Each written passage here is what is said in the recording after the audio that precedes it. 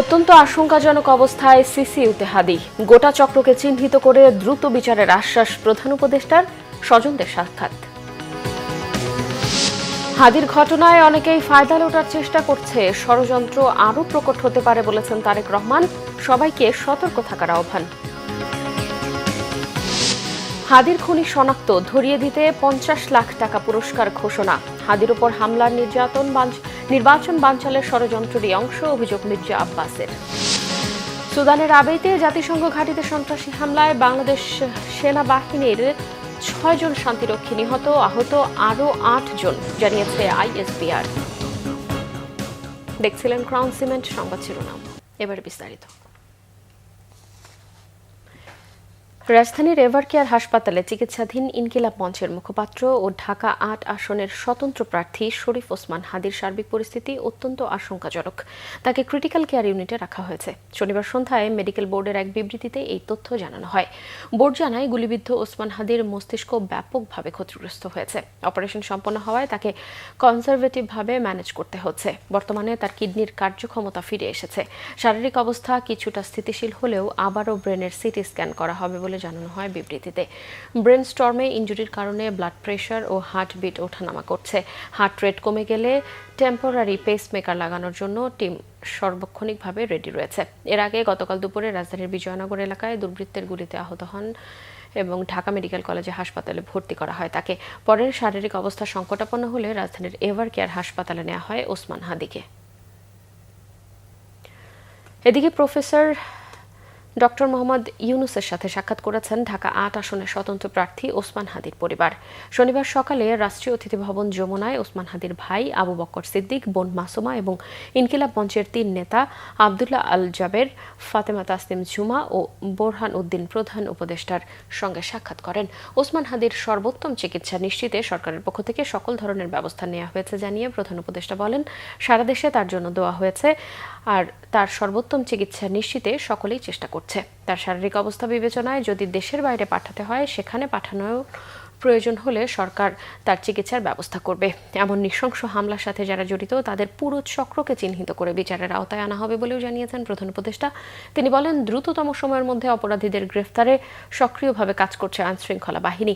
এ সময় প্রধান উপদেষ্টার সাথে বিএনপি ও এনসিপি সহ বিভিন্ন রাজনৈতিক দলের নেতারাও উপস্থিত ছিলেন। বিএনপি স্থায়ী কমিটির সদস্য সালাউদ্দিন আহমেদ বলেছেন, হামলা করে নির্বাচন বানচাল করা যাবে না। এখন বিকল্প নেই ফ্যাসিবাদী বিরোধী শক্তির ঐক্যের। হাদির উপর হামলা বাংলাদেশের উপর হামলা বলেও মন্তব্য করেন তিনি। আর জাতীয় নাগরিক পার্টির আহ্বায়ক নাহিদ ইসলাম বলেছেন, হাদির উপর হামলা কোনো বিচ্ছিন্ন ঘটনা নয়, নির্বাচন বানচালের ষড়যন্ত্রেরই অংশ হিসেবে আওয়ামী লীগ এমন ঘটনা ঘটিয়েছে। অভিযোগ করে তিনি বলেন, ভারত সরকারের প্রত্যক্ষ ও পরোক্ষভাবে মদদ না থাকলে এমন ঘটনা ঘটাতে পারত না আওয়ামী লীগ। গোলাম ময়নুল হাসানের রিপোর্টে বিস্তারিত। বৃহস্পতিবার প্রধান নির্বাচন কমিশনার নির্বাচনের তফসিল ঘোষণার ঠিক পরের দিন শুক্রবার নির্বাচনী প্রচারণার সময় ইনকিলাব মঞ্চের মুখপাত্র শরীফ ওসমান হাদি গুলিবিদ্ধ হন। তিনি এখন জীবন মৃত্যুর সন্ধিক্ষণে। এরই প্রেক্ষাপটে শনিবার দুপুরে রাষ্ট্রীয় অতিথি ভবন যমুনায় বিএনপি, এনসিপি সহ রাজনৈতিক দলের নেতাদের সাথে বৈঠক করেন প্রধান উপদেষ্টা। বৈঠক শেষে বিএনপি স্থায়ী কমিটির সদস্য সালাউদ্দিন আহমেদ কথা বলেন গণমাধ্যমের সাথে। জানান, ফাঁসিবাদী বিরোধী ঐক্য এখন অটুট রাখতে হবে। রাষ্ট্র বিনির্মাণের বিপক্ষে যারা প্রকৃতপক্ষে গণতন্ত্রের বিরুদ্ধে তাদেরই এই কাজ। তারা বাংলাদেশেও আছে এবং বাংলাদেশের বাইরেও আছে। পতিত ফ্যাসিবাদকে অবশ্যই আমরা এই বার্তা দিতে চাই, এই জাতীয় কোনো ধরনের হামলা করে বাংলাদেশের গণতান্ত্রিক উত্তরণকে বাধাগ্রস্ত করতে পারবে না, প্রতিহত করতে পারবে না। ফ্যাসিবাদ বিরোধী জাতীয় অটুট রাখবো, সুদৃঢ় করব। আমাদের মধ্যে রাজনৈতিক বিতর্ক হতে পারে, সামনে নির্বাচন, বিভিন্ন রকমের রাজনৈতিক বিতর্ক হবে, কিন্তু আমরা ওই পর্যায়ে বিতর্ক করব না যাতে করে আমাদের ঐক্য বিনষ্ট হয়। এনসিপির আহ্বায়ক নাহিদ ইসলাম বলেন, প্রতিত আওয়ামী লীগ চাচ্ছে নির্বাচন বানচাল করার, কিন্তু তা হতে দেওয়া হবে না।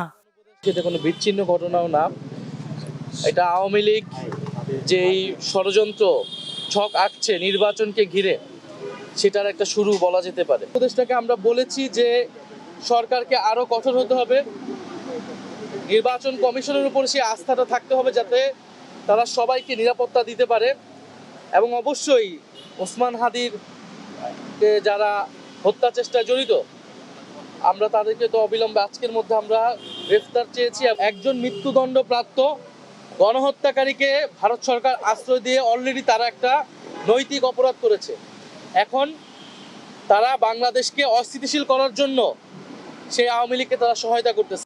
বুদ্ধিজীবী সুশীলের নামে আওয়ামী লীগকে পুনর্বাসন চেষ্টা চলছে বলে অভিযোগ করেন নাহিদ ইসলাম। গোলাম মইনুল হাসান, বাংলা ভিশন, ঢাকা। ওসমান হাদির ওপর হামলার ঘটনায় কেউ কেউ ফায়দা লোটার চেষ্টা করছে বলে অভিযোগ করেছেন বিএনপির ভারপ্রাপ্ত চেয়ারম্যান তারেক রহমান। তিনি বলেন, ষড়যন্ত্রের রূপ আরও খারাপ হতে পারে। ভয় পেলে, আতঙ্কগ্রস্ত হলে চলবে না। জনগণকে সাথে নিয়ে ঐক্যবদ্ধ হলে ষড়যন্ত্রকারীরা পিছু হটবে। তারেক রহমান আবারও বলেন, নির্বাচন অত সহজ হবে না। একথা তিনি আগেই বলেছিলেন, তা এখন সত্য হতে চলেছে। আহমেদ সরওয়ারের রিপোর্ট। দেশ গড়ার পরিকল্পনা কর্মসূচির শেষ দিনের সমাপনী অধিবেশনে শনিবার বিকেলে লন্ডন থেকে ভার্চুয়ালি যুক্ত হন বিএনপির ভারপ্রাপ্ত চেয়ারম্যান তারেক রহমান। আপনাদের সাথে ভার্চুয়ালি অধিবেশনে অংশ নেয়া বিএনপির বিভিন্ন পর্যায়ের নেতাদের উদ্দেশ্যে দলের ভারপ্রাপ্ত চেয়ারম্যান বলেন, গত 15-16 বছরে দেশের প্রতিটি সেক্টর ধ্বংস করে দেয়া হয়েছে। এই অবস্থার পরিবর্তন হতে হবে। গতকাল অত্যন্ত দুর্ভাগ্যজনক একটি ঘটনা ঘটিয়েছে যে কোনো একটি মহল। এই ঘটনাগুলা দিয়ে কেউ কোনো ফায়দা লোটার অবশ্যই তো চেষ্টা করছে, তাই মনে হয় না আপনাদের? তাই তো অবশ্যই ফায়দা লোটার চেষ্টা করছে। যে কথাটি আমি 100 বছর আগে বলেছিলাম যে নির্বাচন অত সহজ হবে না, ষড়যন্ত্র কিন্তু থেমে নেই।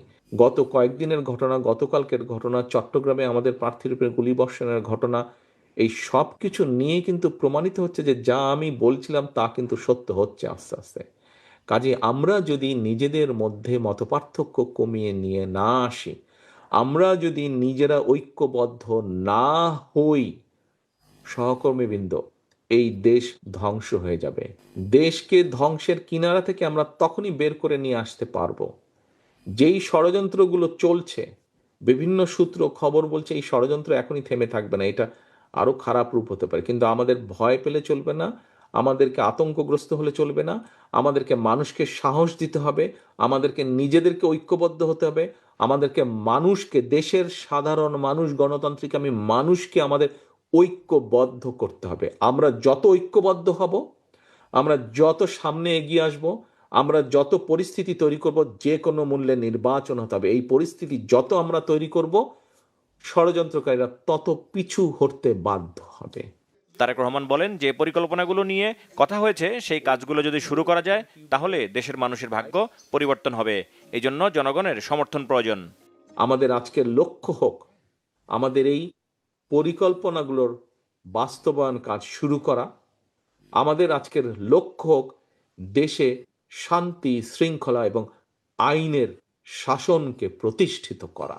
আজকে আমাদের পরিকল্পনা হওয়া উচিত, আমাদের সকলের প্রতিজ্ঞা হওয়া উচিত, এই কাজগুলো যদি আমরা শুরু করতে পারি, আমরা ধীরে ধীরে দেশের এবং দেশের মানুষের ভাগ্যের পরিবর্তন করতে পারবো। এই কাজগুলোর সাথে, এই পরিকল্পনার সাথে জনগণকে সম্পৃক্ত করতে হবে। জনগণ যাতে বুঝতে পারে, ইয়েস, বিএনপিরই পরিকল্পনা আছে। এই মুহূর্তে বিএনপি ছাড়া মাঠে যত রাজনৈতিক দল আছে, আর কে দেশ পরিচালনার বা দেশ গঠনের পরিকল্পনা দিয়েছে? আর কোন দল দিয়েছে? এটি দায়িত্বশীল দলের যেই ভূমিকা, সেই ভূমিকা পালন করার মতন ক্ষমতা, যোগ্যতা একমাত্র বিএনপির আছে। এবং জনগণের সমর্থন যদি আমাদেরকে নিতে হয়, তাহলে অবশ্যই জনগণের কাছে যেতে হবে, জনগণকে আমাদের ভালো মন্দ সবকিছু বোঝাতে হবে। তারেক রহমান নেতাদের উদ্দেশ্যে বলেন, ভালো কিছু করলে পরবর্তী প্রজন্ম ভালো থাকবে, নিজেরা সম্মান, মর্যাদা আর শান্তি পাবেন। ইনশাআল্লাহ দেখা হবে যুদ্ধের মাঠে, দেখা হবে সংগ্রামে। আহমেদ সরওয়ার, বাংলা ভিশন, ঢাকা। ভোটের ময়দান। ইনকিলাব মঞ্চের মুখপাত্র ওসমান হাদির ওপর গুলিবর্ষণকারীকে ধরিয়ে দিতে পারলে 50 লাখ টাকা পুরস্কার দেওয়ার ঘোষণা দিয়েছেন স্বরাষ্ট্র উপদেষ্টা জাহাঙ্গীর আলম চৌধুরী। একই সাথে সন্ত্রাসীদের ধরতে আবারও অপারেশন ডেভিল হান্ট ফেজ 2 শুরু করার ঘোষণা দিয়েছেন তিনি। স্বরাষ্ট্র উপদেষ্টা জানিয়েছেন, জুলাই যোদ্ধাদের বিশেষ নিরাপত্তার ব্যবস্থা করবে সরকার। বিএনপির ভারপ্রাপ্ত চেয়ারম্যান তারেক রহমানের দেশে ফেরা নিয়ে নিরাপত্তার কোনো শঙ্কা নেই বলেও জানান স্বরাষ্ট্র উপদেষ্টা। মুহিবুল্লাহ মুহিবের রিপোর্টে বিস্তারিত। ত্রয়োদশ জাতীয় সংসদ নির্বাচনের তফসিল ঘোষণার পরদিনই ইনকিলাব মঞ্চের মুখপাত্র ও ঢাকা ৮ আসনের স্বতন্ত্র প্রার্থী ওসমান বিন হাদিকে গুলির ঘটনার পর নড়েচড়ে বসেছে স্বরাষ্ট্র মন্ত্রণালয়। সাপ্তাহিক ছুটির দিনে সচিবালয়ে অনুষ্ঠিত হয় আইনশৃঙ্খলা বিষয়ক কোর কমিটির বৈঠক। বৈঠক শেষে স্বরাষ্ট্র উপদেষ্টা জানান, হাদির উপর হামলাকারীদের ধরিয়ে দিলে ৫০ লাখ টাকা পুরস্কার দেবে সরকার। সন্ত্রাস নির্মূলে আবারও অপারেশন ডেভিল হান্ট ফেজ 2 শুরুর কথাও জানান তিনি। লুট হওয়া ও অবৈধ অস্ত্র উদ্ধারে আইন শৃঙ্খলা বাহিনীর অভিযান চলমান রয়েছে। এটিকে আরও জোরদার ও বেগবান করার জন্য ফ্যাসিস্ট টেররিস্টদের দমনের উদ্দেশ্যে committee operation devil hunt phase 2 অবিলম্বে চালু করার সিদ্ধান্ত গ্রহণ করা হয়েছে। ওসমান হাদির গুলিবিদ্ধর সাথে যারা জড়িত তাকে যদি কেউ ধরে দিতে পারে তার জন্য সরকার ৫০ লক্ষ টাকা পুরস্কার ঘোষণা করেছে। স্বরাষ্ট্র উপদেষ্টা বলেন, জুলাই যোদ্ধাদের নিরাপত্তা দিতে একটি কমিটি করেছে স্বরাষ্ট্র মন্ত্রণালয়। এছাড়া ত্রয়োদশ জাতীয় সংসদ নির্বাচনের প্রার্থীরা চাইলে আগ্নেয়াস্ত্র লাইসেন্স দেয়া হবে বলেও জানান তিনি। কথা বলেন বিএনপির ভারপ্রাপ্ত চেয়ারম্যান তারেক রহমানের দেশে ফেরা প্রসঙ্গেও। এটা তার নিরাপত্তার ব্যাপারে কোনো শঙ্কা নাই। তার নিরাপত্তার ব্যাপারে যত ধরনের প্রস্তুতি আমরা নিব এবং তার নিরাপত্তা আমরা দিব। বর্তমান অন্তর্বর্তী সরকার জুলাই গণ অভ্যুত্থানে সম্মুখ সারির যোদ্ধাদের নিরাপত্তা নিশ্চিতে বদ্ধপরিকর। সরকারের পক্ষ থেকে তাদের জন্য বিশেষ নিরাপত্তার ব্যবস্থা গ্রহণ করা হচ্ছে। জাতীয় সংসদ নির্বাচনকে বাধাগ্রস্ত করার যে কোনো ধরনের অপচেষ্টা অন্তর্বর্তী সরকার কঠোর হাতে দমন করবে বলেও জানান জাহাঙ্গীর আলম চৌধুরী। মুহিবুল্লাহ মুহিব, বাংলা ভিশন, ঢাকা। ওসমান হাদিকে গুলির ঘটনায় এখনো কাউকে গ্রেফতার করতে পারেনি আইন শৃঙ্খলা বাহিনী। একজনকে শনাক্তের দাবি করেছে Dhaka metropolitan police commissioner Sheikh Mohammad Sajjad Ali. তিনি জানিয়েছেন, আসামিদের গ্রেফতারের চেষ্টা চলছে। এই মুহূর্তে নাম পরিচয় বলা যাবে না। সন্দেহভাজনদের ছবি প্রকাশ করে ধরিয়ে দিতে পুরস্কার ঘোষণা করেছে ডিএমপি। শুক্রবার রাজধানীর বিজয়নগর কালভার্ট রোড এলাকায় দুজন মোটরসাইকেল আরোহীর গুলিতে জীবন মৃত্যুর সন্ধিক্ষণে ঢাকা ৮ আসনের সংসদ সদস্য প্রার্থী ও ইনকিলাব মঞ্চের মুখপাত্র ওসমান হাদি। ঘটনার পর থেকে সামাজিক যোগাযোগ মাধ্যমে কয়েকজন সন্দেহভাজনের ছবি প্রকাশ করা হয়। ডিএমপি কমিশনার জানান, আসামি গ্রেফতারে অভিযান চলছে। আমরা প্রাইম টার্গেটকে খুঁজতেছি এবং আপনারা বাই দিস টাইম নামও জেনে গেছেন। আমরা মিডিয়াতেও দিয়ে দিছি, প্রাইম টার্গেটকে খুঁজতেছি। এখনো 24 ঘন্টা পার হয় নাই, হোপফুলি আমরা এটা হিট করতে পারবো। নামটা এখনো জানিনি, শুধু ছবিটাই করেছি। নামটা কি আসলে বলা সম্ভব না? নাম বলা যাচ্ছে না। আমরা প্রেস রিলিজ দিছি, একটা প্রেস রিলিজ দিছি। আমরা তাকে খুঁজতেছি, জনগণের সহযোগিতা চাইছি। হোপফুলি আমরা এটা ডিটেক্ট করে ফেলাবো ইনশাআল্লাহ। ওয়ান বাই ওয়ান এর সাথে কতজন আসলে আপনাদের একজন কি করছেন, বাট কতজন এটার সাথে না, অত ইন ডিটেইল আমরা পাইনি। সন্দেহভাজনের ছবি প্রকাশ করে ডিএমপি। সন্ধানদাতার পরিচয় গোপন এবং উপযুক্ত পুরস্কারের ঘোষণাও দেওয়া হয়। সিসি ক্যামেরার ফুটেজে দেখা যায়, জুমার নামাজের পর কালভার্ট রোডে রিকশা যাচ্ছিলেন ওসমান হাদি। তার পেছনে আসা একটি মোটরসাইকেল থেকে গুলি করা হয় তাকে। একটি গুলি করে দ্রুত পালিয়ে যায় ঘাতকরা। মোটরসাইকেল আরোহীর দুইজনেরই ছিল মুখ ঢাকা। ওসমান হাদির কাছের লোকজন জানান, সন্দেহভাজন ব্যক্তি 4 থেকে 5 দিন আগে যোগ দেন হাদির নির্বাচনী জনসংযোগে। ইনকিলাব কালচারাল সেন্টারে এসে ওসমান হাদির সাথে আড্ডাও মারতেন সন্দেহভাজন। ঘন্টার পর ঘন্টা সময় কাটাতেন সেখানে। ঘটনার আগে মতিঝিলে নির্বাচনী জনসংযোগেও হাদির সাথে ছিল সন্দেহভাজন ব্যক্তি। অনেকেই বলছেন তার নাম ফয়সাল করিম মাসুদ ওরফে দাউদ খান, যে কিনা ঢাকা মহানগর উত্তর ছাত্রলীগের সাবেক সহসভাপতি এবং আদাবর থানা ছাত্রলীগের সাবেক সভাপতি। প্রশ্ন হলো, ছাত্রলীগের ফয়সাল করিম মাসুদ ওরফে দাউদ খানের সাথে কিভাবে সম্পর্ক হলো ওসমান হাদির? জিয়া খান, বাংলা ভিশন, ঢাকা। ঢাকা ৮ আসনের স্বতন্ত্র প্রার্থী ওসমান হাদিকে ঢাকা মেডিকেলে দেখতে গেলে যারা মব সৃষ্টি করেছে তারাই হাদির মৃত্যু কামনা করছিল বলেছেন বিএনপি স্থায়ী কমিটির সদস্য মির্জা আব্বাস। তিনি বলেন, বিএনপি ধৈর্য ধরে পরিস্থিতি মোকাবেলা করছে। বিএনপির নেতারা আরো বলেছেন, নির্বাচন বানচালের কোনো ষড়যন্ত্র সফল হতে দেবেন না তারা। মিরাজ হোসেন গাজীর রিপোর্ট। ঢাকায় স্বতন্ত্র প্রার্থী ওসমান হাদি ও চট্টগ্রামে বিএনপি প্রার্থী এরশাদুল্লাহর উপর হামলার প্রতিবাদে শনিবার নয়াপল্টনে বিএনপির বিক্ষোভ মিছিল ও সমাবেশ। বিক্ষোভ মিছিল পূর্ব সমাবেশে বিএনপি নেতারা বলেন, ওসমান হাদিকে গুলি করা কোনো বিচ্ছিন্ন ঘটনা নয়, পরিকল্পিতভাবে একটি মহল নির্বাচন বানচালের ষড়যন্ত্র করছে বলেও মনে করেন বিএনপি নেতারা। বিএনপি স্থায়ী কমিটির সদস্য মির্জা আব্বাস বলেন, শুক্রবার রাতে হাসপাতালে যারা মব সৃষ্টি করেছিল তারা হাদির সমর্থক নন। হাদি গুলি গায়ে গুলি লেগেছে সোয়া 2টায়, ঠিক আড়াইটার সময় ফেসবুকে পোস্ট আসলো, সবাই যে যেখানে আছে ঐক্যবদ্ধ হও, কোন একটা বাসায় যেতে হবে, ইট খুলে নিয়ে আসতে হবে। ভাবতে পারছেন ব্যাপারটা কত পরিকল্পিত? এটাকে আরো সংহত করেছে। আমি যখন হসপিটালে যাই তখন তারা আক্রমণাত্মক স্লোগান দিচ্ছিল, 150 থেকে 200 ছেলে, এরা কেউ হাদির সমর্থক নয়, এরা বিশেষ একটি রাজনৈতিক দলের অঙ্গ সংগঠনের কর্মীরা। সমাবেশ শেষে নয়াপল্টনে বিএনপির কেন্দ্রীয় কার্যালয়ের সামনে থেকে বিক্ষোভ মিছিল বের হয়। এতে রাজধানীর বিভিন্ন সংসদীয় আসনের বিএনপির প্রার্থী ও দলীয় নেতাকর্মীরা অংশ নেন। নির্বাচনের পরিবেশ নষ্ট করতেই চট্টগ্রাম ও ঢাকায় প্রার্থীদের ওপর হামলাকারীদের দ্রুত গ্রেপ্তারের দাবি জানান ঢাকায় বিএনপির প্রার্থীরা। এই ধরনের নোংরা রাজনীতি দলগুলা করছে, যে আমাদের সিনিয়র নেতা এবং শুধু আমাদের সিনিয়র নেতা না, বাংলাদেশের একজন প্রবীণ নেতা জনাব মির্জা আব্বাস, উনি যখন হাদিকে দেখতে গেলেন তখন সেখানে একটি গ্রুপ তারা বিভিন্ন ধরনের স্লোগান দিল। এই ধরনের নোংরা রাজনীতি বন্ধ করতে হবে। ছাত্রলীগের ভিতরে ছিল, যারা আওয়ামী লীগের ভিতরে ছিল, তারাই আজকে দেখা যাচ্ছে বিভিন্ন জায়গায় ক্যামেরার সামনে কথা বলছে, তারাই দেখা যাচ্ছে সোশ্যাল মিডিয়ার প্ল্যাটফর্মগুলিতে অনেক এগিয়ে আসছে এবং মানুষকে বিভ্রান্ত করছে।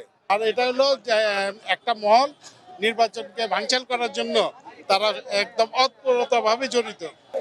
বিক্ষোভ মিছিল থেকে বিএনপির নেতাকর্মীরা ষড়যন্ত্রকারীদের প্রতিহত করার নানা স্লোগান দেন বিএনপির নেতাকর্মীরা। বিক্ষোভ মিছিলটি কাকরাইল নাইটিঙ্গেল মোড় হয়ে ফকিরাপুল ঘুরে আবারও নয়াপল্টনে কেন্দ্রীয় কার্যালয়ের সামনে এসে শেষ হয়। মিরাজ হোসেন গাজী, বাংলা ভিশন, ঢাকা। এভারকেয়ার হাসপাতালে নিবিড় পর্যবেক্ষণে থাকা ইনকিলাব মঞ্চের মুখপাত্র গুলিবিদ্ধ শরীফ ওসমান হাদির জন্য দোয়া চেয়েছে গণ অধিকার পরিষদ সভাপতি নুরুল হক নূর সহ শনিবারে হাসপাতালে দেখতে যাওয়া নেতারা। হাদি টার্গেট কিলিংয়ের শিকার বলেও দাবি করেন তারা।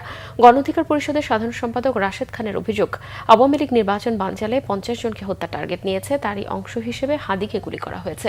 এর দায় সরকার কোনোভাবেই এড়াতে পারে না উল্লেখ করে 24 ঘন্টার মধ্যে স্বরাষ্ট্র উপদেষ্টার পদত্যাগ দাবি জানান রাশেদ খান। হাদির গুলিবিদ্ধের ঘটনায় সবার নিরাপত্তা নিয়ে শঙ্কাও প্রকাশ করেন এনডিএম চেয়ারম্যান ববি হাজ্জাজ। এর আগে শরীফ ওসমান হাদির ওপর গুলির তীব্র নিন্দা জানিয়েছে আগামী 6 ঘন্টার মধ্যে দোষীদের গ্রেফতারের দাবি জানান মঞ্চ 24-এর আহ্বায়ক ফাহিম ফারুকি। তার অভিযোগ, ছাত্রলীগ নেতারাই গুলি করেছে হাদিকে। গুলি ও হামলায় আধিপত্যবাদের বিরুদ্ধে লড়াই থামানো যাবে না মন্তব্য করেছেন রাজনীতিক ও বিশিষ্টজনেরা। দেশে আওয়ামী ফ্যাসিবাদ পুনর্বাসনের সুযোগ দিতে চান না তারা। শনিবার রাজধানীর শাহবাগে ইনকিলাব মঞ্চ আয়োজিত বিক্ষোভ সমাবেশে এসব কথা বলেন তারা। বক্তারা বলেন, রাজনৈতিক দলগুলো নিজেদের স্বার্থে বিভক্তি তৈরি করছে, এতে মাথা চেরা দেওয়ার সুযোগ পেয়েছে পতিত শক্তি। তাগিদ দেন ফ্যাসিবাদ বিরোধী ঐক্য ধরে রাখার। এ সময় আগামীকাল সোমবার কেন্দ্রীয় শহীদ মিনারে সর্বদলীয় প্রতিরোধ সমাবেশের ঘোষণা দেন বক্তারা। বলেন, সার্বভৌমত্ব ও সাংস্কৃতিক লড়াইকে কোনো অপশক্তির বাধায় থামানো যায় না। হাদির উপর হামলাকারীদের আটকের আলটিমেটাম দিয়ে স্বরাষ্ট্র উপদেষ্টা পদত্যাগ চান বিভিন্ন দলের নেতারা। কালচারাল ফ্যাসিস্টরা তাদের চরিত্রে অবিচল থাকবে। আমাদেরও স্বাধীনতার ডাক নিয়ে স্বাধীনতার পতাকা হাতে আমাদের লড়াই অব্যাহত রাখতে হবে। আমরা একটি সর্বদলীয় প্রতিরোধ সমাবেশের ডাক দিচ্ছি। আগামী 15 তারিখ সোমবার বিকাল 3টায় শহীদ মিনারে প্রতিটি রাজনৈতিক দলকে আমি আহ্বান জানাচ্ছি সেই সর্বদলীয় প্রতিরোধ সমাবেশে যোগদান করবার জন্য, এবং আমরা ওই দিন ঐক্যবদ্ধভাবে আওয়াজ তুলব, বাংলাদেশে কোন রকম ফ্যাসিবাদ, বাংলাদেশে ভারতীয় দালালদের কোনো জায়গা হবে না। সুশাসনের জন্য নাগরিক সুজনের প্রতিষ্ঠাতা সম্পাদক ডক্টর বতিউল আলম মজুমদার বলেছেন, পালিয়ে যাওয়া পতিত শক্তি দেশে অস্থিতিশীলতা সৃষ্টির চেষ্টা করছে। সুষ্ঠু নির্বাচনের পরিবেশ নিয়ে কিছুটা আশঙ্কা থাকলেও সকল রাজনৈতিক দল ঐক্যবদ্ধ থাকলে এই আশঙ্কা দূর হয়ে যাবে। আগামী নির্বাচনে সামাজিক যোগাযোগ মাধ্যমের অপব্যবহার প্রতিরোধ নিয়ে শনিবার সকালে এফডিসিতে ডিবেট ফর ডেমোক্রেসি আয়োজিত ছায়া সংসদে এ কথা বলেন তিনি। জানান, গণতান্ত্রিক মূল্যবোধ ও রাজনৈতিক সংস্কৃতির অবক্ষয়ের কারণেই হামলা হয়েছে হাদির ওপর। এছাড়াও প্রযুক্তির প্রসারের কারণে বর্তমান সময়ে সঠিক তথ্য প্রবাহ নিয়ে চ্যালেঞ্জ তৈরি হয়েছে। নির্বাচনে সামাজিক যোগাযোগ মাধ্যমের তথ্য মানুষকে বিভ্রান্ত করতে পারে, নির্বাচনের ফলাফল নিয়েও গুজব ছড়াতে পারে। এই জন্য ফ্যাক্ট চেকিং এর ব্যবস্থা গণমাধ্যমগুলোকে চালু করার আহ্বান জানান তিনি। শিশু সাহিত্যের বিকাশ ও শিশুদের সৃজনশীল চর্চায় উৎসাহিত করতে শনিবার রাজধানীর শিশু একাডেমিতে অনুষ্ঠিত হল ছোটদের সময় যুগপূর্তি শিশু সাহিত্য উৎসব 2025। উৎসবে প্রধান অতিথি হিসেবে উপস্থিত ছিলেন মহিলা ও শিশু বিষয়ক মন্ত্রণালয়ের উপদেষ্টা শারমিন মোর্শেদ। অনুষ্ঠানে তিনি বলেন, জুলাই অভ্যুত্থানে 105 জন শিশু জীবন দিয়েছে। মুক্তিযুদ্ধের মতো জুলাই অভ্যুত্থানে শিশুদের এই আত্মত্যাগ ভুলে থাকার সুযোগ নেই। শিশুদের মানবিক মূল্যবোধ ও সৃজনশীলতা বিকাশে অন্তর্বর্তী সরকারের নেওয়া পদক্ষেপ তুলে ধরেন উপদেষ্টা। প্রত্যাশা করেন, প্রধান উপদেষ্টা ডক্টর মোহাম্মদ ইউনূসের নেতৃত্বে একটি সুন্দর নির্বাচনের মধ্য দিয়ে দেশে নতুন যুগের সূচনা হবে। দিনব্যাপী এই উৎসবের উদ্বোধন করেন প্রেস ইনস্টিটিউট অফ বাংলাদেশ পিআইবির সাবেক মহাপরিচালক ডক্টর আব্দুল হাই সিদ্দিক। অনুষ্ঠানে স্বাগত বক্তব্য দেন ছোটদের সময় পত্রিকার সম্পাদক মামুন সরওয়ার। সভাপতিত্ব করেন শিশু সংগঠক ও কথা সাহিত্যিক মাহবুবুল হক। সবশেষ সেরা ছোটদের সময় শীর্ষক সংকলন গ্রন্থের মোড়ক উন্মোচন করেন মহিলা ও শিশু বিষয়ক উপদেষ্টা। সংবাদ শেষ করব ক্রাউন সিমেন্ট শিরোনামগুলো আরও একবার জানিয়ে।